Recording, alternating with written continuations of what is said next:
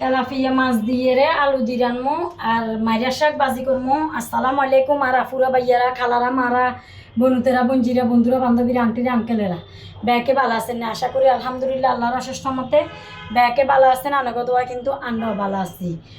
দৈনন্দিন জীবনের গল্প দৈনন্দিন জীবনের ব্লগ আনাগুলোকে শেয়ার না করলে আনতে ভালো লাগে না। তো এই আগুন দিয়ে বিসমিল্লাহ কই আসলে কনে কি আর রান্ধেন অবশ্য কমেন্টে জানাইয়েন। কোল্ডের গুঁ দিয়ে রাখলাম। বাবুরের তরকারি রান্না ব্যাগে জানে, ব্যাগ গৃহিণীরা জালের গুঁ দিলাম। ব্যাগ গৃহিণীরা জানে, ব্যাগ গৃহিণীরা রাঁধতে পারে, তবে বেসালার বাইরে রাঁধতে পারে না। বেসালার বাইরে আমরা ভিডিও কিন চাই রাঁধতে পারব একতালা বলি রান্ধা ভিডিও কিন দেখুন নইলে অন্য কিছু ন। আবার বহুত বেসালার মহিলাগুলো জানে না, এরা চাকরিজীবী, চাকরি করে, রান্না বান্না কতক্ষণে করবো কেনে করবো, কম বয়সে চাকরি হয়ে যায়। তো হেতেরও টাইম লাইনে সেভ করে রাখি দিই, সুন্দর করে রাঁধতে পারে মানে রান্নার ভিডিও কি চাইছে একতালাই মানে ফুল ভিডিওটা দেখুন নইলে অন্য কিছু ন।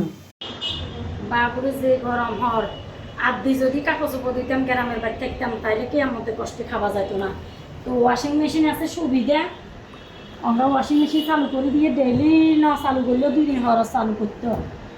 বাবুরে এবার চালু করে দিয়ে বাবা ডেলি দোন লাগে না, 2 দিন খরচ দোন লাগে চাই পাউডারতে। বাবুরে ওয়াশিং মেশিন কেন অনেক সুবিধা হয়েছে। আজ আমার আল্লাহ না কয়ের দান করক, নহলে যে কষ্ট হইতো অঙ্গা গরমের থেকে কাপড় চোপড় ধোন সম্ভব হইতো না। আবার একদিকে ভালো হইতো কি আনের ইয়া করন যাইত। আবার বাথরুমের থেকে কাপড় চোপড় ধুইতে শরীরও ভালো লাগতো, গরমে ঠান্ডা খানিয়ে ভালো লাগতো। অঙ্গা ওয়াশিং মেশিনে ধুইলার কাপড় চোপড় ঠান্ডা হইব, আন্ডা ঠান্ডা হইতাম না। বাবুরে কিছু বাজার শেষ হয়ে গেছে, তেল মসুর ডাল চিনি শেষ হয়ে গেছে, এখানে আনতে হয়েছে। আজ আমি খালি টেয়ার হিসাব তো হইব বাজারের টেয়া দিয়ে রে। আমি মনে করিছে যে আপুর গোয়াতে বাজারের টেয়া দে, হে আপুরা বাজার ন করি জামাইরাতা বাজার করলে বালা একখানা জায়গা থাকখানা মন যায়। আর নিজের ঘরে টেয়া দিলে হিসাব করে।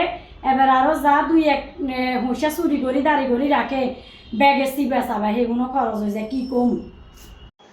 আগে মাছ কষাই লই এলাম, মাছ কষাই লই তারপরে এবার আলু আর বাইগুন দিব, তারপরে যে মাছের ভিতরে ময় মশলা বেগেন ঢুকি যাব, হলুদ মরিচ। হাইয়ার শাক বাজিলে পেঁয়াজ রসুন কাঁচামরিচ লাল লাল করি একেবারে বাজি করে লম। তারপরে এবার শাক দিই, শাক দিয়ে লাগিয়ে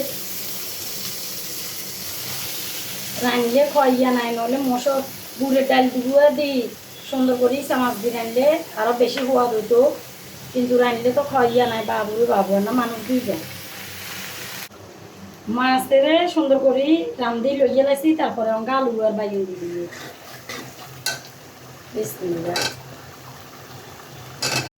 তরকারি যে এত কষানি হব, এত সোয়াদ হব, এত হলুদ মরিচের ক্যাচকেচটা কিন্তু কাটি যাব, ক্যাচকেচা কাটি যাব।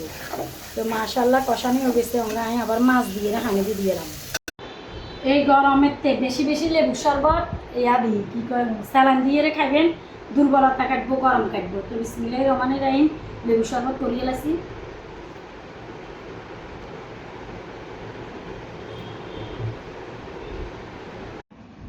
মাশাল্লাহ আলহামদুলিল্লাহ দেখছেন না, শাক ভাজি হয়ে গেছে মাইরার শাক, তারপরে তেলাপিয়া মাছ দিই বাইগুন দিয়ে আলু দিই, কি সুন্দর কালার। আর তরকারির কালার এমনি সুন্দর হয় মাশাল্লাহ আলহামদুলিল্লাহ। বহুজনের ভিডিও দেখি তরকারির কালার সুন্দর হয় না, আমি কেউ ইনস্টল করি কথা কইয়েন না, এনে কইলাম আর কি সুন্দর হয় না যে কথা। বহুজনের ভিডিও দেখি, তার ভিডিও কিন্তু যদি ভালো লাগে অবশ্যই লাইক কমেন্ট করি সাথে থাকি। ব্যাকে ভালো থাকেন। আসসালামু আলাইকুম।